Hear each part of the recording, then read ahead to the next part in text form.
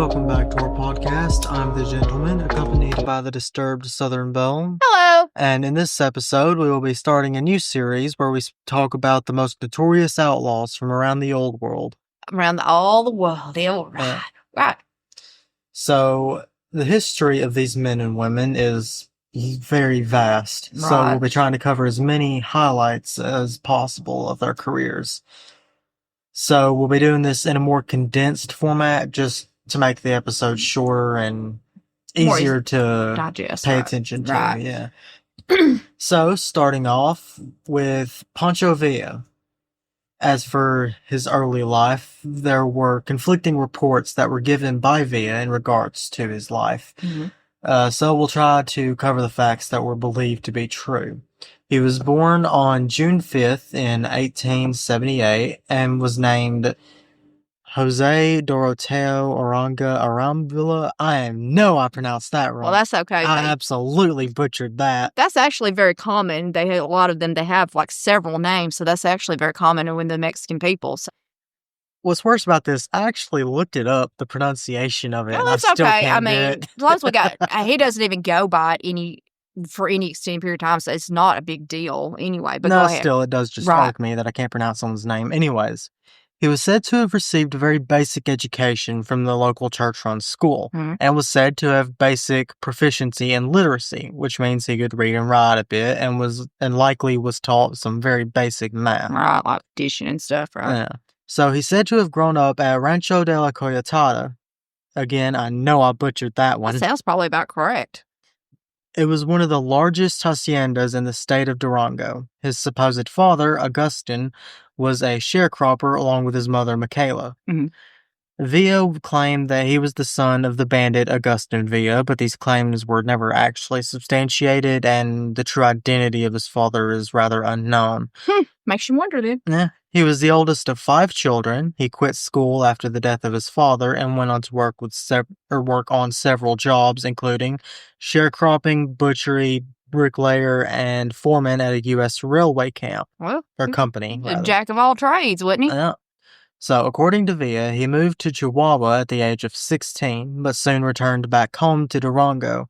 He claims he returned to track down and kill a local hacienda owner that had supposedly attacked his sister, and after doing so, he claimed that he stole a horse and fled to the Sierra Madre Occidental area of Durango. He says that while there, he roamed the region as a thief, and in 1902, the police force of then-President Porfirio Diaz arrested Pancho for stealing mules and assault. Oh, well. Anyways, due to having connections, he was spared the death sentence. Apparently, this man has connections. Yeah, he's supposed to have had some connections to some, like, people that he was doing some trading with that were, like, cartel people, kind of people, sort of, so, yeah. The people that really run the government. Exactly. Anyways, he was actually forcibly inducted into the federal army after this. This was actually a tactic said to have often been used by Diaz as a way of controlling troublemakers. Oh, well, yeah, because let's put them in the army. Yeah. Make them closer. Whatever. Okay. He became a deserter several months later, go figure. Oh, yeah. And once again headed to Chihuahua. He tried again to find work as a butcher, but found the establishment that he had previously worked for had been forced out of business. He is said to have continued on with his acts of thievery, and while it is said that he did work some legitimate jobs from time to time, he tended to just stick with thievery. Right. His outlook of being a bandit changed when he met a man named Abraham Gonzalez, who was the local representative for the presidential candidate Francisco Madero. Madero was a rich local hacienda owner that had turned to politics. Madero opposed the rule of Diaz and convinced Villa that he could use banditry as a way to fight for the people and hurt the hacienda owners. Yeah, he could, technically. I mean, if he raided them and stuff, that would definitely put a hurting on them, so yeah. Alright, so moving on from that stage of his life, we're going to the Mexican Revolution part. Okay. So the outbreak of the revolution started in 1910. when Villa was 32 years old. The opportunity offered by the revolution allowed for men like him to continue with their normal occupations of banditry while allowing them to expand their horizons, so to speak. Oh, well, definitely. Madero called for an armed rebellion to get rid of the country, or to rid the country of Diaz in 1910. Villa joined in this rebellion, naturally, and he captured a large hacienda, then a train of federal army soldiers, and even the town of San Andres. Good grief. So he's pretty good then. Oh, yeah. He made some progress. He sure did. He then went on to be victorious over the army in Nica, Camargo, and Pilar de Conchos, but then lost the battle to Colot again. Right. We're doing the best we can with pronunciations, but that's fine. Yes. Starting to regret not taking Spanish as a second language. Yeah, really, right. Villa then met in person with Madero in March of 1911 to discuss the ongoing struggle to oust Diaz. Madero had been able to gather a large movement against Diaz, however, he wasn't seen as radical enough for the Mexican Liberal Party, and they challenged his ability to lead. Right. During the meeting, Madero ordered Villa to deal with those that were opposed to him. Villa then arrested and disarmed any he could locate, which led Madero to promote him to colonel.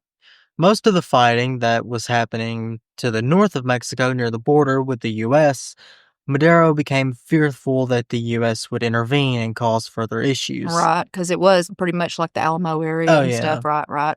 So he then ordered his officers to call off the siege of the border city of Ciudad Juarez. Right. Anyways, after that, Villa and Pascal Orozco then later attacked and were able to capture the city after only 2 days. Good grief. So efficient. Yeah. On May 25th of 1911, after suffering a series of defeats, Diaz then resigned and went into exile. So, well, I don't blame him. Yeah, so... No. He's gone. Yeah. All is well.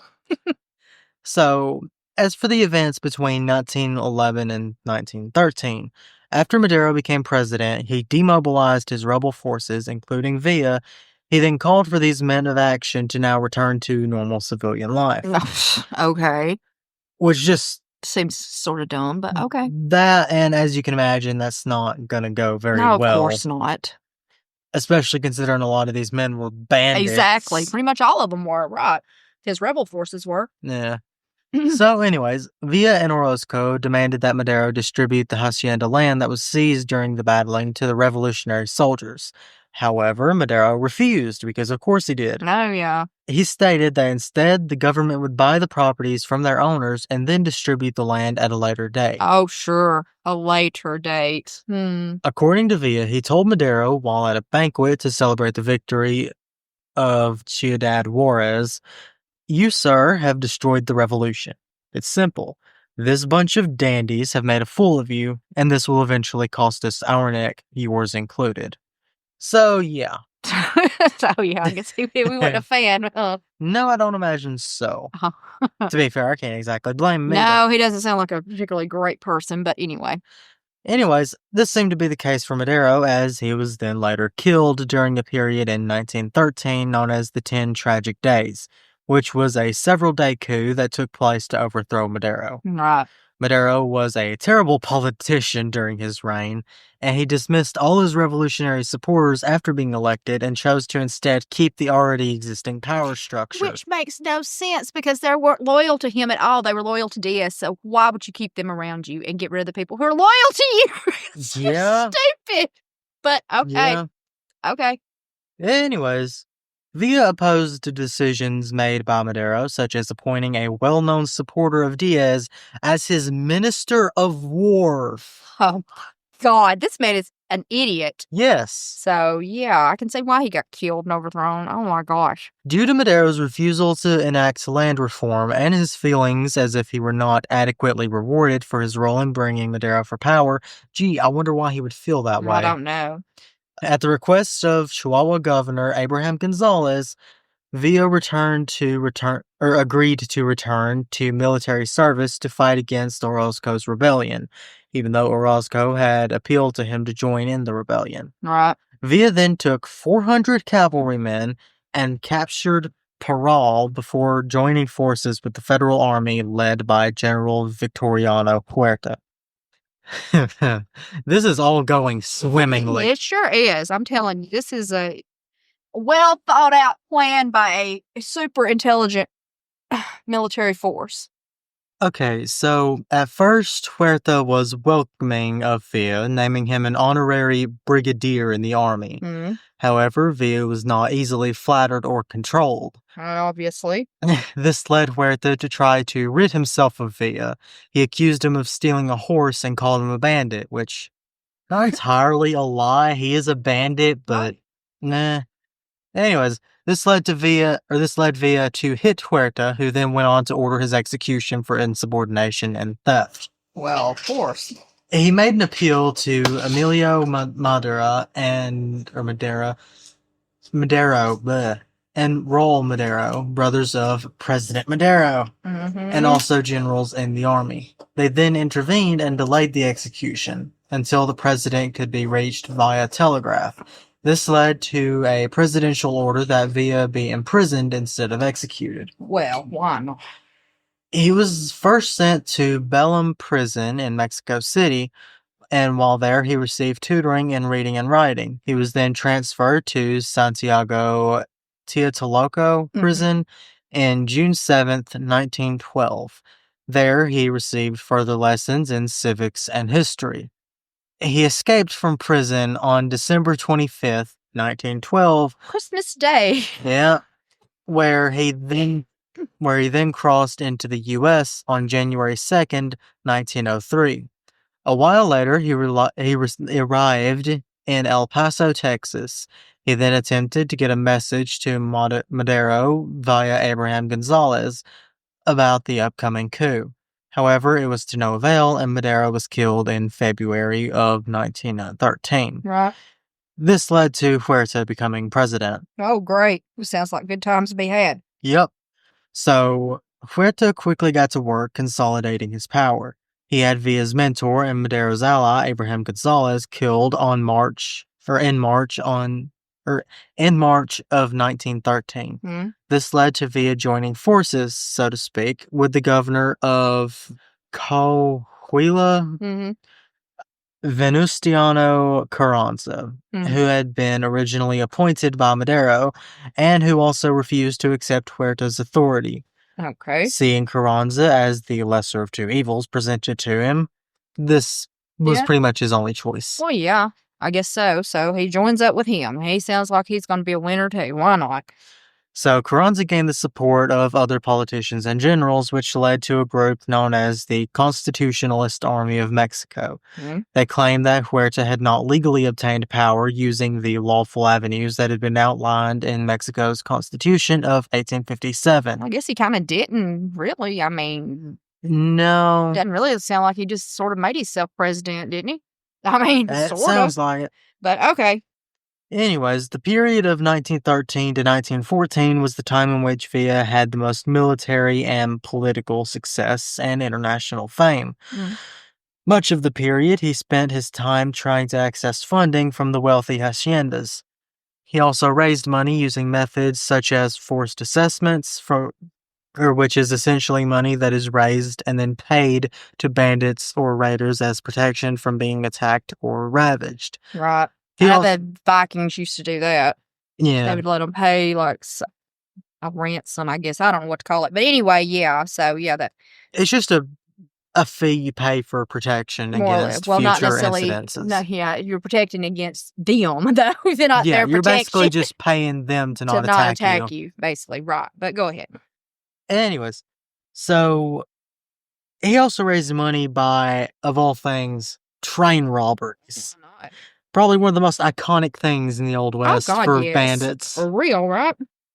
And again, I imagine they were very lucrative. Well, yeah, because everything was on trains back then. Yeah. You know, major things. I mean, yeah, they got off on wagons and went, to smaller places. But trains were express transportation meant for packages and stuff. Right, for big, cities and stuff, of course. And even smaller cities. I mean, even smaller towns had train tracks coming through them, so yeah. And God, if you hijacked a train with people of value. Oh, God. That was the ticket. Right. Exactly. Anyways, getting a bit too into that. In one notable robbery, Villa robbed a train of 122 bars of silver. Good grief. As well as a Wells Fargo employee who he then took as hostage and then forced to help him sell the bars for cash. Well, why not? There you go. So, a well-known journalist from the U.S. named Ambrose Bierce, again, probably butchered that one, accompanied Villa during this period and was present to witness the Battle of Tierra Blanca. Villa considered this battle to be his most spectacular victory. Bierce vanished sometime around December of 1913 with his true whereabouts or what actually happened to him remaining a mystery. That's weird. Which means that he probably was not alive anymore. Probably not, but who knows? I mean, there were some rumors that he was killed by a firing squad, although, of course, as there were rumors, they were never verified. Right. Well, who knows? So, a leftist journalist by the name of John Reed is considered highly important in the overall shaping of Villa's image for the American population. Right. He wrote numerous articles where he wrote about 4 months in which he was deeply embedded with Villa's army. This led him to publish vivid reports of not only Villa, but of his army and his female soldaderos. Which is also kind of interesting that he's had two journalists go out with him and literally witness him first hand. It is really weird, though. Right, because, I mean, they would have, you would think, real stories, basically. You would hope, unless they made, did rumors and stuff. So that's very interesting because most people wouldn't want someone like that around that could be witnessing and, and telling of their... Apparently he didn't care, but okay. Well, to be fair, it would definitely be a good way to gain fame or infamy. Oh, yeah, definitely. Absolutely gain notoriety. Like, if you didn't care about what people thought of you, or if you wanted to be seen as a bad, cruel person, it wouldn't be a bad idea. No, true. Very true. But, anyways...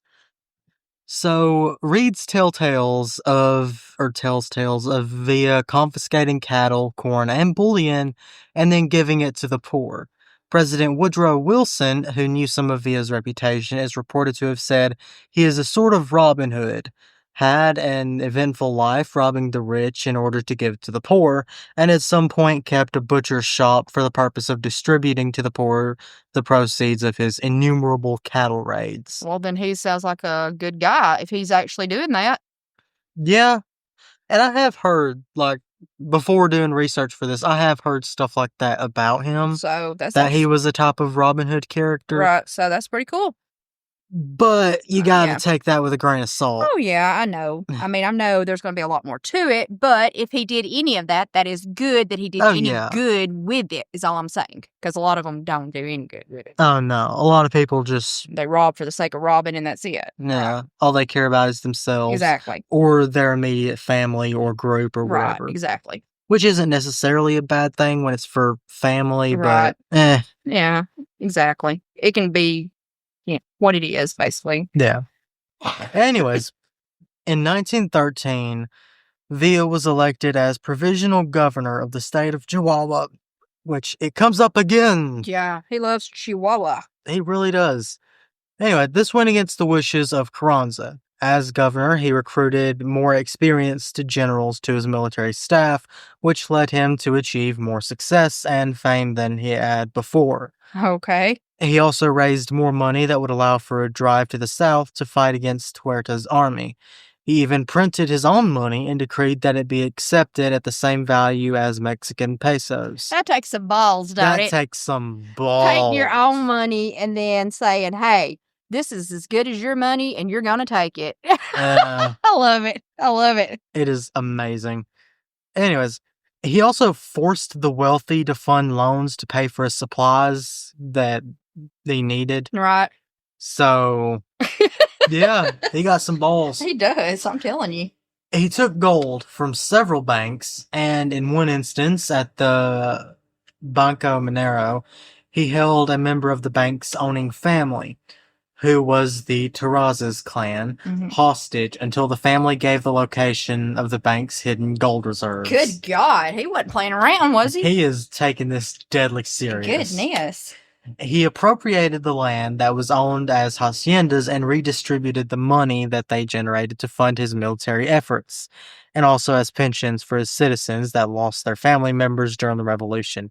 This guy seems like not a complete bad guy. No, he's not completely bad. He's doing some good. So he is doing good. So I guess it's one of those, the ends justifies the means kind of thing, maybe. Yeah. Because war is hell, as they say, and it's true. Oh, yeah. So he also decreed that after the revolution was fully completed, the land would be redistributed to revolutionary veterans and former owners of the land before it was taken by the wealthy families that owned the haciendas. Right. So he learned from the mistakes of the other guy. Right. Which, yeah, it makes sense that he would do this considering this is what he wanted done in the first place. Right. This is what they were fighting for, supposedly, was to give the land back to the people and basically give them some freedom over, their selves. Because those hacienda people were wealthy and they could do whatever they wanted. And I mean, they did. It was like cartels, basically. They did whatever they wanted, and the people were just along for the ride. So here's where it gets slightly comical, just a little bit. Villa retired from his position as governor after 4 weeks. Well, that was... He got it a lot done, though, didn't he? Yeah. God. In a month? Most of them are there 4 years and don't even do that. I mean, good grief. So, this led to Carranza appointing his original choice, Manuel Chao, as his replacement. Well, he got his way anyway. Yeah. Anyways, after getting so many new sources of money, Villa was able to expand and modernize his army. Right. He purchased cavalry horses, ammunition, mobile hospitals, which were housed in either railroad cars or horse and buggy style facilities that were equipped with both Mexican and foreign volunteer doctors. So that's pretty cool, too. They had volunteers that were, helping him. He was a man of the people. Exactly. So that says something that he wasn't totally a bad person. Oh, no. He couldn't have been. At the very least, the people loved him. Right. I mean, he had to be doing something for the people in general, or he wouldn't have had so many people being loyal to him. But anyway. So, he also rebuilt the railroad that ran south of Chihuahua City, because of course he did. Right. He then also recruited fighters from both Chihuahua and Durango and used them to create an army known as Division of the North, which was the most feared and powerful military force in the entire country of Mexico. I guess so. I mean, this man sounds like he knows what he's doing, no. This man sounds like a tactical genius. I mean, he really is.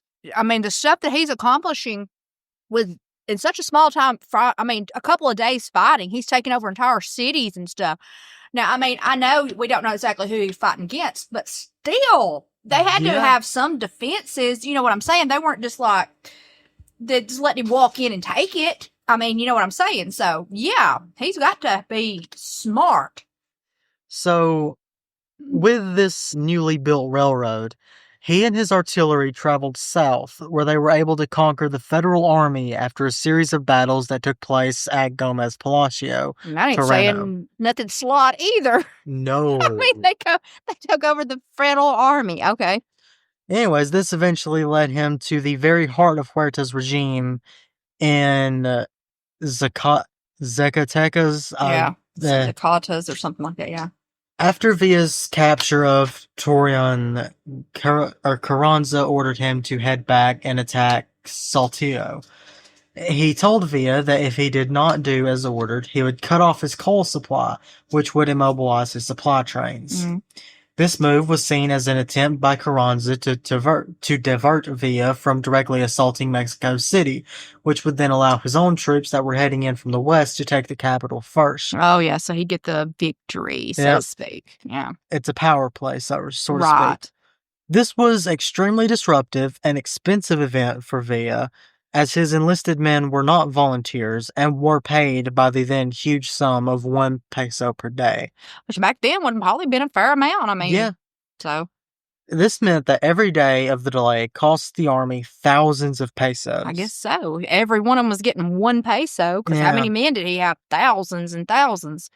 So Villa, having no real alternative, complied with the orders and captured the less important cities, and gave the control to Carranza in the hopes of quelling the ongoing hostility between the pair.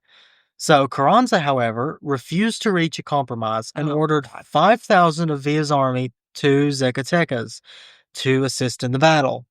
Villa believed that the attack would fail unless he himself led the attack, and Carranza, not wanting Villa to receive any more notoriety, refused to comply, and Villa resigned from his position. He went on to lead his army into the attack in defiance of orders given by Carranza. I gotta say one thing for him. I like him just for the fact that he's like, you know what? Screw you. You say no, I'll show you. I kind of like that about him. So, I mean, he's a man of action. At the very least, he deserves some respect. Right, because he does what he wants to do, basically. So, yeah. So, what happens next is nothing short of amazing to me. Okay. The army was forced to fight up steep slopes and defeated a force of approximately 12,000 Federals. Good God. During the taking of Zacatecas, which was the single bloodiest battle in the Revolution. I guess so. Federal casualties were said to be roughly 7,000 dead and 5,000 wounded, and an unknown number of civilian casualties. Good grief. That is a lot of people. Yeah. This victory was the final blow needed for the Huerta regime, with Huerta fleeing from the country on June 14th of 1914. So he's got rid of another one. Yeah. Good grief. This caused the federal army to collapse, and Villa continued his move toward the capital. However, his trek was side-railed by a lace of coal fuel to his engines. There had also been an embargo placed on the U.S. government on importation to Mexico, which was believed to be an attempt by the U.S. to obtain some form of control over Mexico by not allowing one faction to become too powerful. Well, makes sense at that time, because they were sort of warring with Mexico to a point, kind of things were still tense, right? So, as expected, a break between Carranza and Villa took place. A truce of sorts was reached and was able to hold long enough for the final defeat and dissolution of the federal army. As the struggle for power continued, it also began attempt to come to an agreement with the political sphere instead of the battlefield. Right. During this period, Villa became affiliated with Emiliano Zapata, who was the military general at the time from southern Mexico. Zapata was sympathetic to Villa's views on Carranza and told Villa that he feared that Carranza's intentions were those of a dictator instead of those of a democratic president. Fearing this to be true, Villa broke ties with Carranza. Carranza was later able to get the Mexican press to portray Villa as a sociopathic bandit, which undermined his standing with the U.S. Well, why not? Oh my gosh. So, while Villa was in Mexico City with Zapata, Carranza was able to maintain control over two key Mexican states, which is also where Mexico's largest ports were located. This led to Carranza being able to collect more money than Villa. Because, of course. Well, yeah, if he was controlling two of the largest ports in Mexico, yeah. Yeah. This led Villa to eventually abandon the capital, which allowed Carranza and his followers to return. To combat Villa, Carranza sent his general Obregon north, and he was then able to defeat Villa after a series of battles.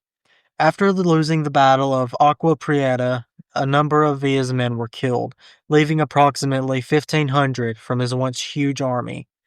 They then turned on Villa and accepted an amnesty offer from Carranza. Oh, good grief. Only 200 men in Villa's army remained loyal to him. That's sad. And he was forced to retreat to the mountains of Chihuahua. Again. Yeah. And Chihuahua! Yeah. He tried to use his weakened forces to continue to battle Carranza. However, this was not very effective, as the U.S. had refused to sell him any more weapons. After his defeat, he then divided his small group into independent bands who were all under his authority. He would then take to the nearby hills to act as guerrillas. Guerrillas, Yeah. Hmm. In one notable incident during this period, Villa sought to punish some civilians that he had learned had formed a home guard in Namaquipa. However, when men heard that Villa's army was approaching, they all fled, leaving their wives and families to fend for themselves. They sound like honorable men. Oh, yeah. So Villa was said to have had his men round up the men's wife and allow his men to have fun. Right. However, there were some say that this did not happen and that it was just a story to make him appear as evil. That makes you wonder if he did some of this really vicious stuff, because you hear about so many other things, and you hear about so many of these conflicting stories that it does make you wonder. One thing's for sure, though, out of all of this, a lot of it's just propaganda. Oh, probably, definitely. On both sides, a lot of it's going to be just propaganda. Oh, yeah. Inflated stories and stuff, of course. Anyways, moving on March 9th in 1916, Villa ordered approximately 100 members of his group to make a cross-border attack on the town of Columbus, New Mexico. Good God. From a military standpoint, the raid was believed to have been made so that they could attain some much-needed equipment and supplies. Right. However, others think that it may have been done because the U.S. government's recognition of Carranza's regime and for the loss of lives of his men suffered due to faulty cartridges that had been sold by the U.S. Well, any of that could be true because he was against Carranza and they were saying they recognized him as the leader. Yep. And then, of course, if they did sell him faulty, which I don't doubt they didn't do that. Oh, no, absolutely. I'm pretty sure they probably did. So, yeah, any of that makes sense, or a combination of all. Yeah. So Villa then led an attack on a detachment of the 13th Cavalry Regiment. He burned the town and seized 100 horses and mules, as well as other military supplies. Right. There were other attacks that were attributed to him. However, it's not known if he was ever actually involved in a lot of them. Right. As a result of his attack on Columbus, President Wilson chose to take action against him. General Pershing was announced as being sent to capture Villa. However, in a private order given to Pershing, he was ordered to cease the search for Villa once his armies had been disbanded. Oh, yeah, because it can be the threat begun then. Yeah. To a point. Wilson then sent 5,000 U.S. soldiers, and as they were under the command of General Frederick Funston, who was the overseer of John Pershing, he ordered Villa, or as he pursued Villa throughout Mexico. Right. Good God, 5,000 men, though. That's a lot. That's a heck of a search party. They pursued Villa until February 9th of 1917 with no avail. Right. Villa managed to elude capture. However, he had lost several men during this time. Right. Villa remained active, which forced Carranza to have to deal with not only Villa, but also with the increasing threat that was being imposed by Zapata. Villa's last military raid happened in 1919.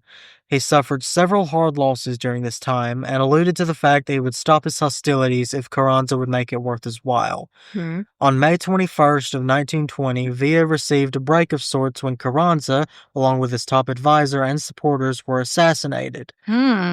With his arch nemesis finally dead, Villa was ready to negotiate a peace settlement and at last retire. He sent a telegram to Mexico interim president Adolfo de la Huerta on June 22nd, 1920. In this message, he stated that he recognized de la Huerta's presidency and requested amnesty. They met 6 days later and negotiated an agreement. In this agreement, Villa would halt his hostilities and in exchange would receive a 25,000 hacienda. Acre, good God. Yeah. 25,000 acre. This would be in addition to the estate he already owned in Chihuahua. His last remaining men and veterans of his militia who were still loyal to him would also reside with him in this new estate. Mexican government also granted him a pension that totaled 500,000 golden pesos. That's great. The 50 guerrillas that still remained in his small cavalry were allowed to serve as his personal bodyguards. So, on July 20th in 1923, Villa was shot and killed in an ambush while visiting Parral. This was a normal place for him to travel, and he made frequent trips to Parole for banking needs or to run general errands. Hmm. So Villa felt secure in the area and didn't feel the need to take a large entourage when he entered. Right. On the day in question, he had taken 3 bodyguards and 2 other ranch employees with him. He then headed to the bank to pick up some funds to pay for his ranch staff. Hmm. While heading back from the city, he was driving his 1919 Dodge touring car when he passed by a school. While doing so, a pumpkin seed vendor ran towards his car, yelling "Viva Villa," which was a signal to the group of 7 riflemen, who then jumped into the middle of the road and proceeded to fire more than 40 rounds into his car. Good gosh. Dum-dum bullets, which are bullets that are designed to expand on impact Right. and is very illegal to use They're now. very dangerous. Very dangerous. They are considered a war crime now, They if are I'm not horrible. mistaken. They're horrible, yes. 9 of these bullets hit Villa in his head and chest, killing him instantly. I guess so. Gosh, you wouldn't have much left. No. Them things destroy people. I mean, they're horrible. But anyway. Only one of Villa's party survived the attack. One of his bodyguards, Ramon Contreras, who was able to kill at least one of the attackers before being able to flee, albeit very badly injured. I imagine so. At Villa's funeral, thousands of grieving supporters showed up to follow his coffin to his burial site. The assassins responsible for the attack managed to evade for a bit by hiding in the desert, but were eventually captured. But only 2 of the men served any jail time, which was only a few months. The others were commissioned into the military. Oh, of course they were. Villa was buried the day after his assassination in the city cemetery of Parral, Chihuahua, instead of in Chihuahua City, where he had a mausoleum already erected. His skull was stolen from his grave in 1926. Supposedly, the skull was stolen by an American treasure hunter, Emil Hondal, who then sold the skull to an eccentric millionaire who collected the heads of historical figures. However, many think this is just local folklore. Who knows about that? I mean, that could be true. There are some weird people, so I would not be surprised if that was not a little kernel of truth to something like that. If it is true, it's disgusting. It's disgusting, absolutely, but people are weird, and they do some really off-the-wall crap. So, while he was involved in a very bloody time period in Mexican history, and many would say that he was just a bandit or a destroyer, he did play a vital role in helping the downtrodden in Mexico and fought to help his people, whether the ends justify the means or not. Right. So, I mean, I don't know. I mean, in some ways, I don't know that he was such a total bad person. I mean, I'm not saying he didn't do bad things, but considering the time and the way the Mexican people were treated during that time, an uprising was coming. Oh, I mean, yeah. they were, I mean, it was, I mean, I'm not saying it's great now. There's still some horrible things with the cartels and things that happen there now, but it was bad. So I can see, and it was, you know, having somebody like that would uprise against them, but at least he was attempting to do something for the people and not just robbing just for the sake of robbing. Yeah. But he's very interesting. He's a very cool character from history, and Oh, yeah, definitely a definitely. very interesting outlaw. Absolutely a good one to add. So he's a good one to start with. I liked him a lot. Definitely. So did I.